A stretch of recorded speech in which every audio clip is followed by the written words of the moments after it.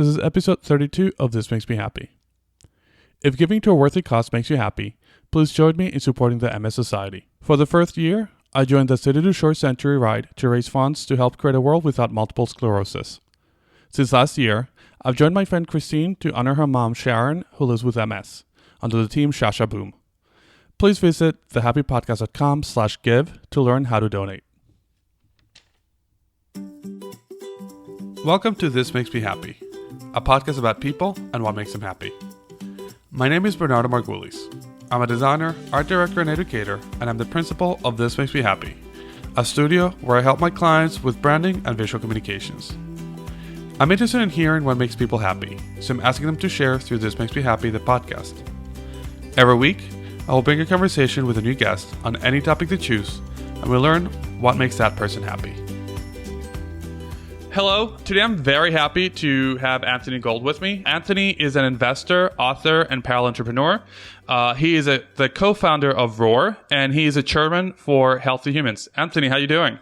I'm doing well. Thank you for the opportunity to speak with you today, Bernardo. Awesome. Thank you very much for joining me. I was connected to Anthony through my sister Orly, who volunteers for Roar, and she speaks very highly for the organization and for all of you guys. So I'm very excited that you agreed to be here with me. Else from the introduction is there anything else you want the audience to know about you? Well, first, let me say that Orly is awesome. She's one of the best interns that we've had. Not to mention that she comes from a great school, Drexel. Can I put a plug in for Drexel? Of course. You're an alum, so yep. Go for it. And Roar is just such a wonderful organization, and it's just a pleasure to be part of it. And it was great to have Orly as part of the team as well. And I hope at the end when I ask where can we find you, I want to go back and I want to make sure that you talk a little bit about Roar, because it's definitely a wonderful initiative. But before we do that, I want to jump into the meat of the conversation. I'm very curious to learn what makes you happy. I absolutely love that question. I love asking that question to other people as well. And, it's interesting because I have a little bit of a different perspective on that question, because I don't believe that anything can make us happy. I also don't believe that anything can make us unhappy. I think we choose to be happy. We choose to be unhappy. I believe that our emotions are something we choose, not something that's thrust on us from external events, if you will. Now, having said that, though, some things that I really enjoy participating in or being a part of, I would say, for one, I really enjoy working with people and really discovering what makes other people tick, what they're passionate about, and helping connect their passions with work or initiatives or activities that align with what they love to do and what the world needs. So I'm a big fan of sort of finding that intersection between your skills and your passions and what the market or what the world needs, both for myself and for other people. So I wanna unpack a little bit the first thing you said, that things don't make you happy or things that make us happy. We choose to be happy. What does that mean to you? Well, in the sense that I was always, and I'm not sure when I first started thinking this way, but I was struck when early on, probably in some of my first relationships I had as a teenager, when someone would say, "You made me so angry," or when I would say, "You made me so whatever," or "You make me so happy." And just kind of stepping back and thinking about, wait a second, what does that mean, makes me happy? And really what I'm saying is that my happiness is independent of myself. It's dependent on another person doing something or saying something, or another person not doing something or not saying something. And I thought, wow, that's so tenuous and so fleeting. If my happiness is dependent on certain circumstances and situations being aligned a certain way, then that's a really tough life to always want things to be aligned that way. Not that certainly we don't appreciate, certain things, a beautiful sunset or people saying kind words or anything like that. But this idea of makes me, and let me go back to the makes me angry one, because that was something that I found myself saying and doing quite a bit, to think about, could somebody really make me angry? Or, people could do awful things, but I'm still choosing to be angry. It's not something that they didn't make me angry. It's a choice that I make, and likewise with happiness. So it's a bit philosophical, but I truly believe that happiness is something that we choose.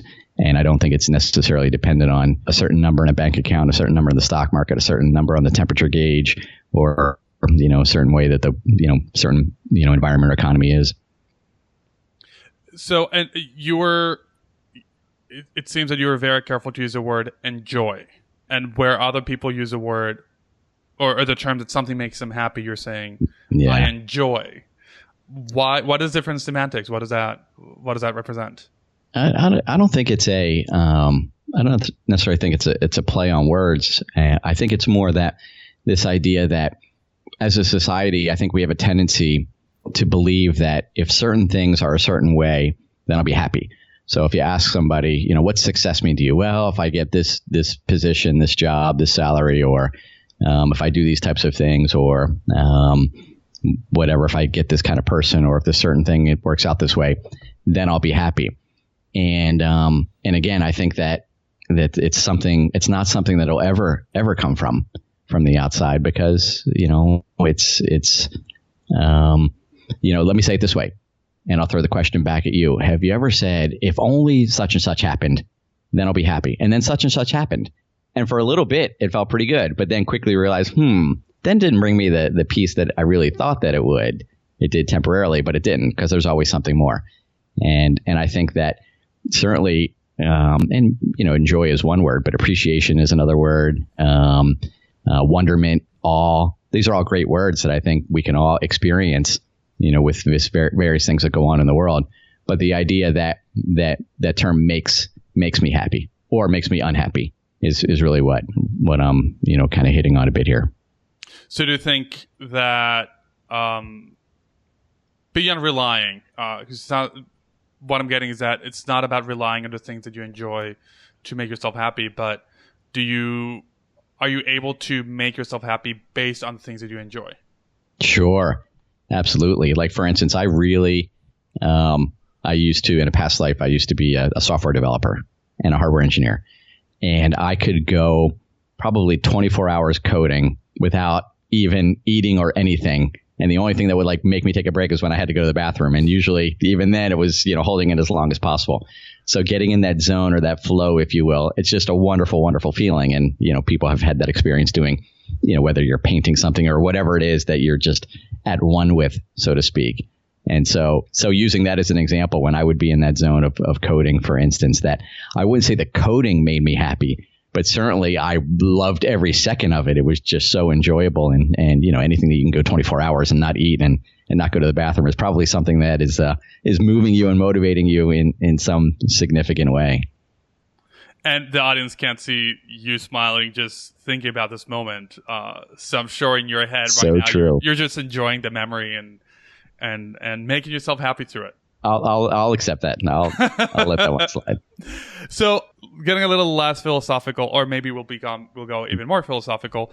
Going back to the things that you enjoy, you mentioned that you enjoy working with people and helping them find their potential and develop it. Can you tell us a little bit about that? Sure. Yeah, it's an interesting thing how that sort of came about. I used to, my career was very, very fortunate. And at one point, I was running hardware and software engineering for Unisys Corporation. And then I had a chance to build a startup business inside of Unisys that just did really well. And I was very lucky because I was surrounded by just terrific mentors and people who gave me great opportunities to do some amazing things. And then I fell in love with building companies and really got bitten by the entrepreneurship bug. And when I left Unisys, shortly after that, people would reach out to me from, in those days, when people went to work for a company and they stayed with the company for many, many years, 20, 25, 30 years, that's very uncommon these days. But, 15 years ago, that was more common to stay with a company a long period of time. So Unisys wasn't doing too well after I left, and people were either getting laid off or leaving, looking for other things. And they would reach out to me asking for my help to get new jobs. And so the first thing I would say is, okay, send me your resume. And people would send me their resume, and I would look at the resume and think it was just terrible. And part of the reason it was terrible was because these people had never, when you're with one company for so long and you never have to write a resume, you're not very good at it. When you are, flipping companies, every few years, you get pretty good at articulating your skills pretty well. But anyway, so I was helping people rewrite their resumes, and then they were getting job interviews, and then they were not getting job offers. And so I started doing mock interviews with them, and I realized why they weren't getting interviews. And long story short, I found that people didn't do a very good job in general of articulating their game-changing skills and in ways that could move their reader. And what I discovered is that most people sort of write their resume and interview and all these sorts of things from the perspective of me. Here's what I did. Here's all the stuff, here's the skills that I have, but not from the perspective of why the reader or the listener would care. In other words, in a job interview or in a resume, the reader or the listener doesn't really care about you. What they care about is how can you help our company? And so you need to articulate yourself in a way that not only demonstrates your skills and accomplishments, but in a way that can move the reader towards seeing the obvious conclusion on how you could help them. So anyway, I started doing that, and I was getting feedback from people that, wow, you really helped me, get this job, and then help me change my life. And then you helped me discover my dream job. You helped me land my dream job. And so it felt like really neat, really being able to help these people make some substantial changes in their life. And then, there's an organization in Philadelphia called Girl Develop It. It's a nonprofit that teaches women how to code. And a dear friend of mine, actually my co-founder at Roar for Good, Yasmin Mustafa, she started Girl Develop It, the Philadelphia chapter of that. And she approached me and said, we have all these women who are learning new coding skills, but they're not getting jobs. Will you come in and teach the whole career track of Girl Develop Philadelphia? So I started doing that. I started teaching women how to write a killer resume, how to ace any interview, how to discover your dream job, how to negotiate your salary. And again, it was just so neat. And I felt very fortunate to be able to help many of these people, kind of discover and land their dream jobs and negotiate salaries that they never thought possible and these sorts of things. And so many people would say to me, wow, thank you so much for helping me. But I found so much great joy and satisfaction in them, in their joy and satisfaction. So it wasn't entirely selfless because, it felt great for me to be able to help them as well. And so that's kind of how I sort of fell into this whole, career coaching. Although I don't do any coaching, I don't have any coaching business. I don't charge people for coaching. I just do it because it's fun to do and I enjoy helping people. Now, you mentioned that this started after you left your job, and it sounds like it was a little circumstantial that you didn't seek it. Did it fall in your lap, or did you? Yeah, it did. It did kind of fall in my lap, and I think that I sort of have this philosophy that we sort of attract into our lives, kind of whatever it is that can be most helpful for where we are in our particular path, our life path, if you will, and I had been with Unisys for many, many years and never really even thought about the idea of startups and changing the world types of things. I was, just building mainframe computers. And when I realized that, wow, there's so much that can be done to leverage technology to impact the world, that really, as I started having almost like larger thoughts and allowing myself to sort of, see the world as something that I could potentially have an impact or at least help in some way, that then, opportunities started coming out for ways to be able to do that, I find that, there's very little greater joy than in helping and serving other people. And, it's one of the things whenever anybody comes to me saying that they're feeling sad or depressed or anything like that, one of the easiest ways out of that is just find somebody you can help, find somebody you can touch in some way. And just watch how great it feels when you do that, both for them and for you. I was always moved by this quote from Mother Teresa. She said, "There's not a selfless thing I've ever done." In other words, she knew that even though she touched so many lives, that there was something in it for her as well. And there's very few people more spiritual and more advanced, if you will, than someone like Mother Teresa, and for her to recognize that ego aspect of it in a positive way, if you will, is just really moving for me. At what point did it switch from something fell in your lap to something where you were actively looking to do? I'm not sure that I was ever actively looking to to career coach, if you will. I don't even like using that term because I'm not a big fan of career coaches by name. But I wouldn't say that I look to do that. But I think that people, tell other people and they reach out to me. And anybody who ever reaches out to me for help is, someone I'm going to help. I can't say no to anybody. Something I was very impressed. I look at your website, and at the top you say, "Life is too short to be in a job you don't love or unhappily unemployed." And I think that's such a big thing. I had a situation where I was very unhappily employed, and I moved on. And I don't know, it's such a recurring story, and it sounds like a lot of the people who come to you are unhappily employed. I guess I have a few questions with this, but the first one is, why do you think so many people are in a job that they're so unhappy when obviously you see that's not necessary? That's an excellent question. And first, just about everything that I write is not necessarily from a philosophical perspective of, here's what to do. It's much more from the perspective of, here are the mistakes I made, and I can tell you definitely what not to do. So in that particular case, I was exactly that person who was in a job and was very unhappy. And I think one of the biggest challenges is what I call mediocrity, because when you're in a job that you hate, you absolutely despise, it's not that hard. It doesn't take that much of a nudge to want to do something else. But when you're in a job that is, it's mediocre. What I mean by mediocre is, it pays enough and the job is okay, that there's just not enough incentive to leave, but you're not waking up each day feeling like really excited and bouncing up and saying, wow, I can't wait to get to work today. And not that every day you're going to wake up and jump up and say, I can't wait to get to work today. But the idea that, life is short. And each of us, I believe every single person has this burning passion inside of them. And of course, many people aren't in touch with it. And I certainly was not in touch with it. But this idea of when you can recognize that and say, okay, am I aligned with what, I love to do, my passions and my skills, what I'm good at, and in a way that can, help my company or help the world or whatever the case might be. And I found that when you can align those three things, your skills, your passions, and what the world needs or what the market, what companies need, that's like when you're on fire. And so for me, I was not that way. I was, I had, some skills but I certainly was not aligning my passions and my skills with what I could do. And the problem was I was getting paid plenty, my salary was great. So it was too easy not to do anything for year after year after year. And, you look back and think, wow, all the time is gone. And do I really feel proud of the way that I use the gifts that I have? And I did not. I thought, what, I'm not doing the kinds of things that I want to do. And so I found that I really love building companies, and in particular building companies that could make a difference somehow.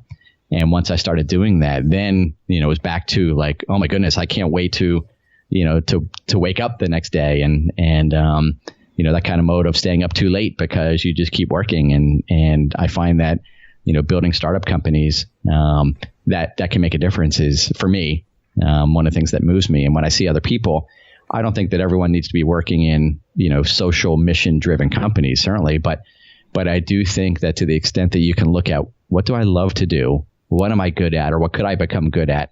And what do companies need, or what does the world need? That alignment is great. And I'll challenge you, Bernardo, to think back when you weren't happy, was there an alignment between your skills and your passions and what you were doing for the company? Yeah, absolutely. For me, I hated the job so much that I thought it was a terrible job. And now I'm able to analyze exactly what you're saying, but you articulate it in such a better way. It's not that it was a terrible job. Is that what I needed from the company and when the company needed it from me were not aligned. So my skills and my passions were not aligned. That's a great way to say it. Yeah, that's spot on. This is something I've thought about, but thanks to you, now I'm able to say it much more eloquently. How is that moment with other people who haven't yet realized it and they get that spark? Could you describe that feeling or that thought? It's awesome. It's basically, there's different ways you can do it. I put together a little worksheet on how to discover your dream job. And it really starts with starting to list out, one of the things is your skills. And of course, most people don't have an issue listing their skills, but it also, when you start thinking about when over the past couple years have I been most happiest, and thinking about, I was really in the zone when, or whatever the case might be. And when you start listing out your skills, when you were like in that state of flow as well, the other thing that I recommend is to ask other people close in your network to say, if you were to, start a company, what would you pick me, as the first, player on the team for? What do you see me as? And because a lot of times we're our own worst critic, we're our own worst enemy, and we kind of put ourselves down. But people who know us well outside of family, because family is sometimes a little too, everything you do is great. And it's like, okay, that's not, what I really want is more objective view than that. But people in our network that we trust who aren't going to hold back, but really, value us and see us for who we are, can really help, because, most of us, put ourselves down and don't see ourselves as the way other people do. And so when you start looking at all these things and you start looking for patterns and themes, your adrenaline starts flowing, you get excited, you start thinking about, yeah, that was great and wow, could I actually find a job where I could? And then, then you start brainstorming, and it's just, really, really cool. And when I sit down with people and help them sort of see some of that, well, it's not me, when they sort of do that and start seeing that, just sparks fly, and it's really cool. And I think part of it is, in a sense, we often don't give ourselves permission to sort of say like, wow, could I really do something different? And we all do this. You get our blinders on and you just start getting in a rut of doing what you do without stepping back and looking at, wow, could I actually do this differently? And sometimes when somebody comes in from the outside, or you read, a motivational book that challenges you to sort of see the world differently, it really can open up your world. And for me, I love reading. I love books that can move me and challenge me to, see things differently, to look at life differently. And oftentimes books for me are a motivator to really, make some substantial changes out of the way I'm thinking, or in the way I'm seeing something, or perspective like that. And so, to see other people go through that, it's really cool. Are there any books in particular that have this impact on you, or that you think that people should seek out? I guess there probably are a handful of books that have substantially moved me. Probably at the top of the list would be a book called Man's Search for Meaning by Viktor Frankl, which is, probably that book moved me more than any other. And it's a story of this. It's funny, I didn't even think of that in this podcast, but Viktor Frankl was he was a Holocaust survivor. But in the Holocaust, he lost everything. He was first he had his PhD dissertation, which was taken from him and burned. But he also lost his mother and father were killed. His brother was killed, and his wife, who was pregnant with their child, was murdered. He lost absolutely everything. And Viktor Frankl, all through that, never lost his sense of peace. Never lost his sense of wonderment. And he was asked, how could you, in all those atrocities, have maintained that sense of peace? And he said this, he said, between stimulus and response, there's a space. And in that space is our power to choose our response. In that choice lies our happiness.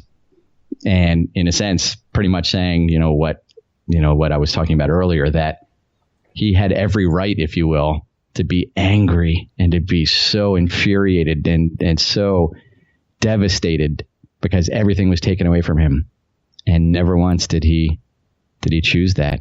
And then he went on so he wrote this book called Man's Search for Meaning, where the first half of it kind of talks about what happened to him. And the second half is this psychotherapy that he developed, as a result of his experiences. And he sort of shares this whole thing. So anyway, I didn't mean to go into that, but that book really touched me. And I first read that, maybe 20 years ago. And it was so significant for me. Do you think all of us have that ability to recognize that gap that Viktor Frankl was talking about and just be able to be happy? Like, through hell, he went through hell. And you did go through hell. Do I think we all have that potential? I do. Do I think it's easy? I do not. And I certainly don't want to convey that I have that ability at all. I certainly aspire to that. But I do think we all have that ability. And I think that when we most of the time we give it away, we give our power away to the world, if you will, by saying, it made me unhappy. It made me happy, whatever the case might be. Going back to the idea of how you're helping people realize their potential and specifically about work, why is work such an influential aspect in taking this control from us or taking this happiness from us? I think that anything that we're going to spend a lot of time on, and it just so happens that in general we spend a lot of time at work, that if we're going to spend that much time on it, how much more powerful if it were meaningful. Anything that we're going to invest that much time and energy into, you would think that you'd want it to be as enjoyable and as meaningful as it possibly could be. And so I don't single out work as, it needs to be this way. It's more that if you're going to spend that much time on it, and that's where that quote comes from, is that, life is too short to be in a job you don't love or unhappily unemployed. But you could say the same thing about anything that you spend a lot of time on, that, do you really want to, have so much time be, I don't want to say wasted, because, time is what we make of it, but more that, do you want to spend that much time not being happy? In your experience, are there certain profiles of people who are more prone to stay at those jobs that don't make them happy, or conversely, a certain type of people who are more prone to saying, I had enough and I want to be passionate about what I do and do what I'm passionate about? That's an excellent question. I don't think I have a good answer to that, but it seems to me, and this is my very limited sample size, very just kind of gut feel, that it seems to me that you almost have to hit some difficult points that force you to challenge, say, is this really what I want to be doing? Am I really happy with this? I'm not sure that you would come to that if your life is, your life's okay, and you're not forced to really sit back and take stock and think about it. So I think, I don't know if I'd say a certain, personality type or certain, persona, if you will, fits that. I think it's more that when you reach a point and say, there's got to be something else because this isn't working.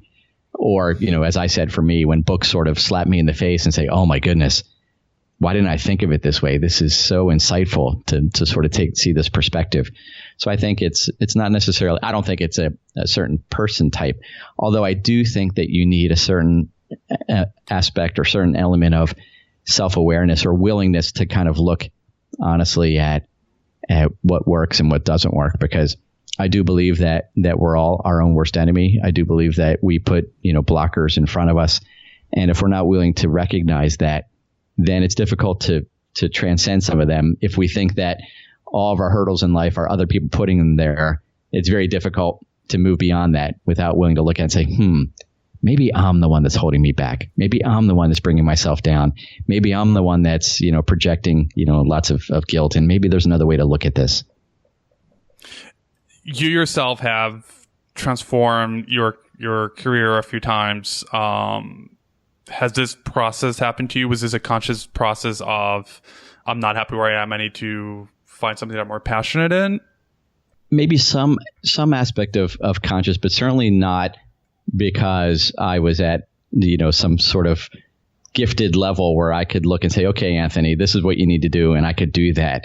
I think much more of the aspect of hitting points where I wasn't happy and recognizing that, okay, I have attributed my happiness to these things being a certain way, and it doesn't feel good. And there's got to be another way that I can look at this, and a willingness to be inspired by other people or books, or most books by other people who have achieved a certain aspect of peace that I would look at and think, wow, that person, there's something about them. They just radiate this incredible energy, and it's not I'm not talking about rich, famous people that, yes, I want to be like that person.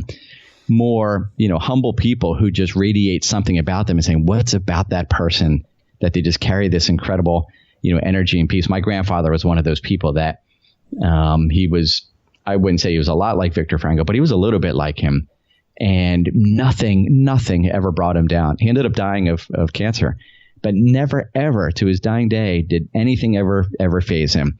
When his wife, my grandmother, died, I mean, sure, he had tears in his eyes, but still maintained his sense of humor and and just wonderful demeanor. And there was just something inside of him that was just so precious, and nothing could take it away from him. No illness, nothing that happened in the world. And when I would see people like that, I would think, what is that? I want that. Where do I buy that? Nope, you can't buy it anywhere. Okay, who can teach it to me? Nope, nobody can teach it to you. Okay, well, how do I get in touch with it? Okay, now you're asking the right questions, Anthony. Okay. So how can you get in touch with it, or how can we get in touch with it? Well, I think part of it is first the willingness to say what I've been doing isn't really working out, as well as I would like, and help me to see this a different way. And I think that the first step, at least for me, is this idea that that we give everything all the meaning that it has for us. That it's much easier to sort of think that things have an inherent meaning on their own, and to recognize that, wait a second, maybe I'm giving it all the meaning, and this idea that sure, people are going to do hateful, vicious things, and not that I'm responsible for what they do, and none of us are responsible for what they do, but we are responsible for the meaning that we give it. We're responsible for the way that we see it. We're responsible for the way that our emotions that respond. And I used to believe that my emotions just happened, and whenever I would say something like that, really. I won't say a curse word here. That really ticked me off. Okay, that really pissed me off. And then wait a second. Did that really piss me off, or am I choosing to be pissed off?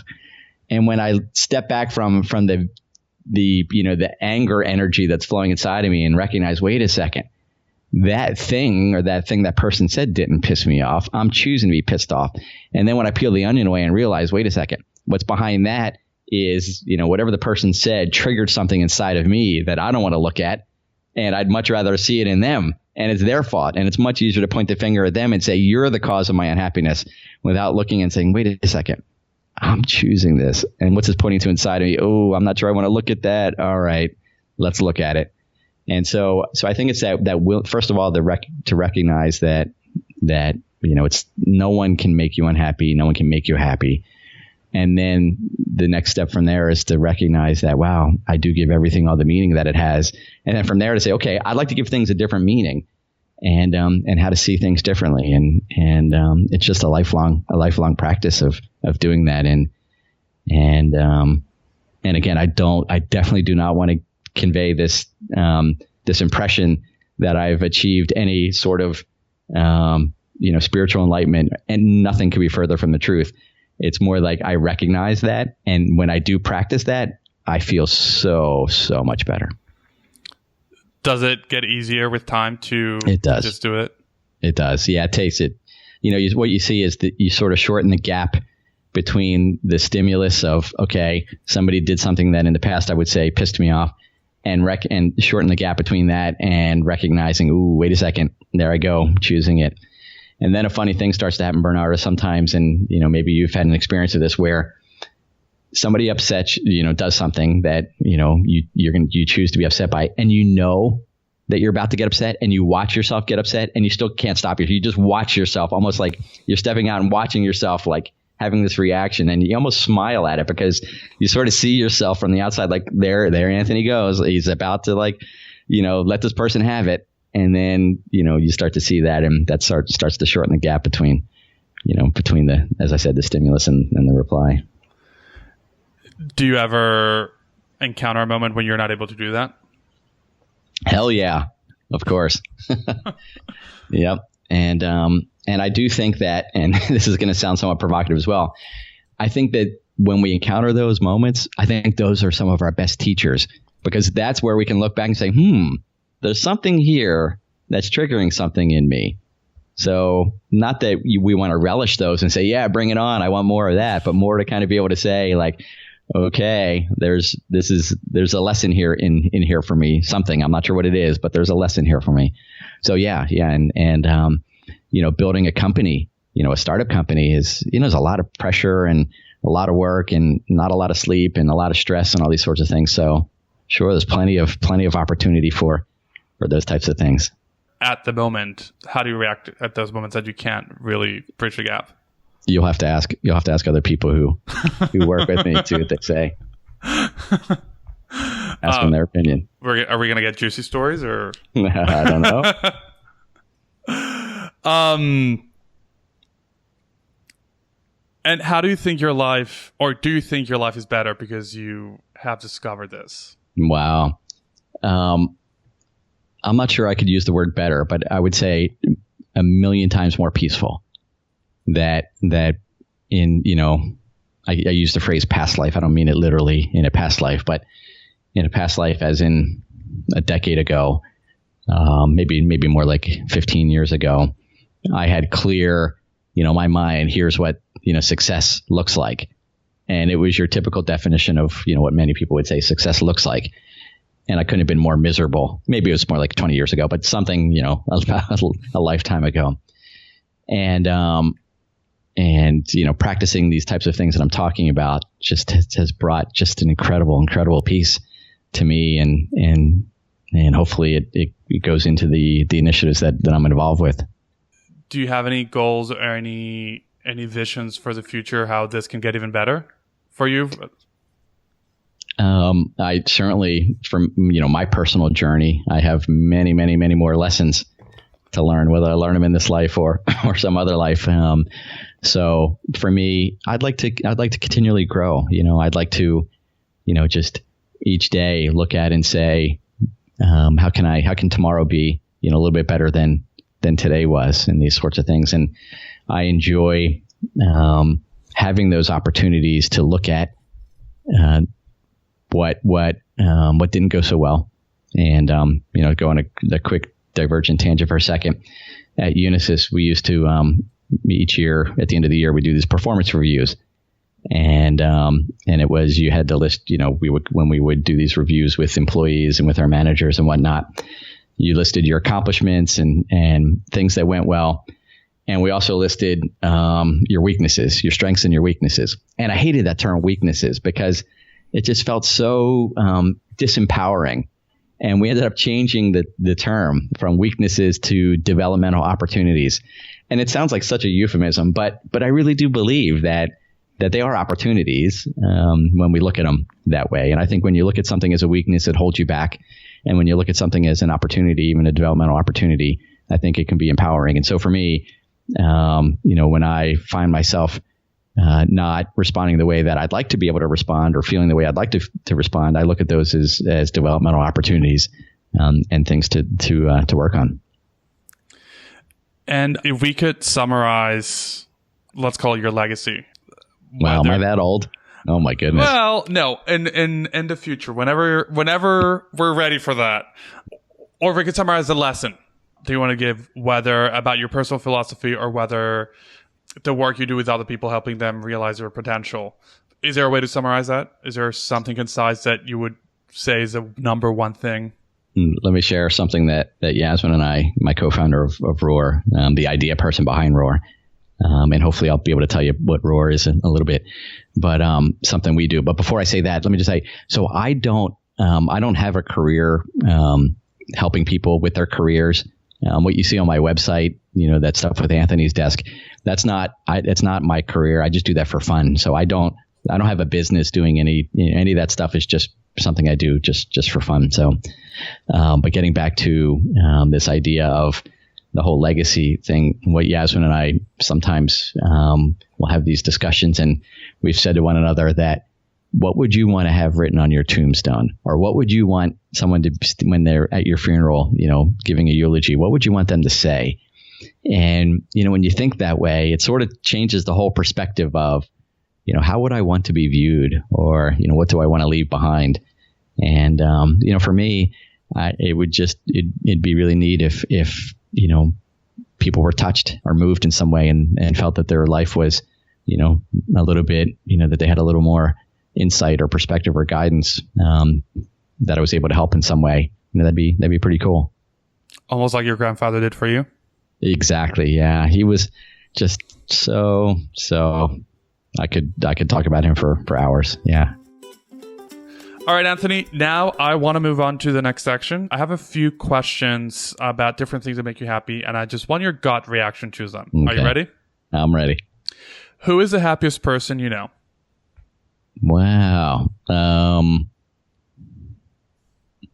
I say my grandfather, even though he's deceased? Yeah, Arnold. Arnold was the happiest person I knew. And I would definitely like to hear more about him. So maybe we should do another conversation about that. That'd be terrific. What is the first happy moment you can remember? Playing football. I was always much smaller than everyone else at my age. And somehow I was put into a running back position. And because I was, I guess, small, it enabled me to like run underneath many of the arms of the defensive backs. And I was consistently scoring many, many touchdowns in a sport that I had no right playing as little as I was. And I had to be, I don't know, maybe 7 years old. So this is obviously, little kid football, but it was, that's one of the earliest memories I have of that. Where is your happy place? In my mind, inside. Finish the sentence. Happiness means? Choosing happiness. Finish the sentence. I'm happiest when? I'm within. And what is the last thing you remember that made you happy? This conversation with you. And I gotta say, I had a very long day running around, and this is a perfect way to just wrap it up because I'm so happy you accepted to join me in this conversation. So it makes me very happy too. You are awesome. Anthony, tell us a little bit. I want to hear specifically about Roar, and then also if there is anywhere else where we can find you or anything else you want to share with the audience. Cool. So can I give a little bit of the backstory of Roar because it's so significant, and it's so tied to your story about helping others. So yeah, absolutely. So my dear friend Yasmin Mustafa, she a couple years ago after she sold her last company, she really wasn't sure what she wanted to do next with her life, and she did something very unusual. She sold all of her possessions, packed a backpack, and spent 6 months solo trekking across South America. And funny story is that when she told all of her friends that she was thinking about doing that, everyone said, wow, that's great. You're going to love it. It's good for you. And then when she actually sold all of her stuff and bought the tickets, those same people all said to her, are you crazy? That's such a stupid idea. It's so dangerous. But anyone who knows Yasmin knows that would not deter her. So she did it, and she spent 6 months. And it was an awesome trip, but it was also very distressing because pretty much everywhere she stayed, she kept meeting women who had been victims of assault. And that was both locals and travelers. And then when she came back to Philly, 1 week after she got back, Bernardo, 1 week, her neighbor was out feeding her parking meter when she was grabbed from behind and dragged into an alley, severely beaten, and just brutally the And it was an awful, horrific story. And Yasmin pretty much called me up the next day and said, we need to do something about this. And so the company is called Roar for Good. And the idea behind it is fashionable jewelry that can help reduce assaults. And it's jewelry that if you feel threatened, it's got a button on the jewelry. You press a button on it and it emits an audible alert. And it sends text messages with your GPS location to your emergency contacts. And we're also engineering it so that it'll be able to call 911 to get you immediate help. So it's jewelry that can actually help deter an attack and get you immediate help. And but what drew me most to Yasmin's vision for Roar was this idea that, and we named the jewelry Athena. We named it Athena after the Greek goddess of wisdom and courage and strength. And what drew me to Yasmin's vision to want to build this company with her was not just this idea of a device that could actually help reduce assaults, but what I realized was that, and certainly when you look at the stats and you look at this, we call these things like harassment and assault and rape and so forth. We call these women's issues, but the fact of the matter is that they're not women's issues. They're societal issues, and we need to do something about them as a society. And there's not a single device that's out there, not Athena, not anything that's going to solve this issue of assaults. And so what we're doing is for every single Athena device that we sell, we're taking a substantial percentage of proceeds and we're investing them in nonprofits that are teaching empathy and teaching respect and teaching healthy relationships to youth, the kinds of programs that have been shown to reduce violence as they grow into adulthood. And so this idea that, the company, it's a for-profit company, but it's a certified B Corp, which means it's a for-profit company with a mission, and that mission is to do good. And it's like Tom's Shoes, for instance. And so everything that we do, we challenge ourselves to say, what more can we be doing to help reduce assaults? And so that's what Roar is about. We've been at it for about a year, almost 2 years now. And we're, on the one hand, we're excited by all the momentum and the potential that it has, but the flip side is you can't get excited in this space. It's something we have a major responsibility on us, and we want to do everything we can to make a difference, and that's what Roar is all about. And when is the product going to be available? It's available for pre-order on our website, and the product, we're planning on having it ready for shipment by the fall. So, this episode is going to come out in October, so hopefully by then it'll be available. The website, roarforgood.com? Yep, ROARFORGOOD.com. And I normally ask my guests to not focus on work-related topics, but this one I really think it's important to share because you guys are doing wonderful things. Additionally, where else can we find you? Anthony's Desk. So I write at Anthony's Desk, ANTHONYSDESK.com, and on Twitter at Anthony's_desk. And we'll make sure to link to this and to Roar and share whatever news you have with the audience. Anthony, thank you very much for joining me. Thank you. And thank you very much for this wonderful conversation. You are awesome. Thank you for doing this. And I just think it's awesome what you're doing to tap into what makes, people happy, what really moves them and motivates them. And thanks for having me on your show. Thank you, Anthony, for sharing what makes you happy. And thanks to everyone for listening. And don't forget that I'm helping the MS Society create a world without multiple sclerosis. Please go to thehappypodcast.com/give to learn how to donate to this worthy cause. A special thanks to Jason Zappolo for editing this episode, Orly Margulis for help with social media, and Rocio Castañeda for ongoing support. You can get this episode and show notes under thehappypodcast.com/episode 32. And you can learn more about this project, get past episode, and get in touch with us through thehappypodcast.com. Don't forget we're on social media. We're on Twitter, Facebook, and Instagram at The Happy Podcast. And our most recent episodes are on YouTube through youtube.com/thehappypodcast.